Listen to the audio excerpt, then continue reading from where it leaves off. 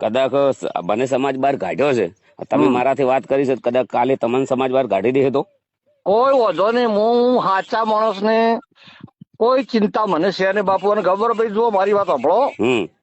આ બધા ધારાસભ્યો સંસદો તો કોંગ્રેસ અને ભાજપના છે. એમને ટિકિટો લઈને ચૂંટણી લડવાની છે, લોકોને પાસેથી મત લેવાના છે.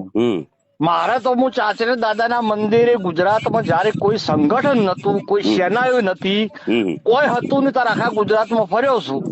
આ લોકો તાર મારી ટીકા કરતા હતા કે એને ચૂંટણી લડવી છે. અચ્છા, તમને પણ બહુ હેરાન કર્યા છે.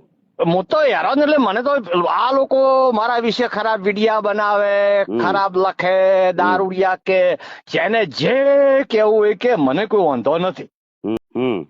તો મારી જોડે રાબડીયાના બધા આગેવાનો આયા, બરાબર, તારીખ લેવા, બરાબર, કે ભાઈ અમારે તમારું સન્માન કરવું છે ને અમારે 42 માં આપવું છે, બરાબર. એટલે કે મેં તારીખ આપી, બરાબર. અને આખા જાબડિયા ગામના ઠાકોરો ભેગા થઈ 20,000 ઠાકોરો ભેગા થઈ અને મારું ભવ્ય સન્માન કર્યું. બરાબર. અને એ દાડે 42 ના બધા આગેવાનો હાથે લઈને કે હું જોતો જાબડિયા. બરાબર. અને જાબડિયા ગામને એ દાડાથી 42 માં લીધું. બરાબર.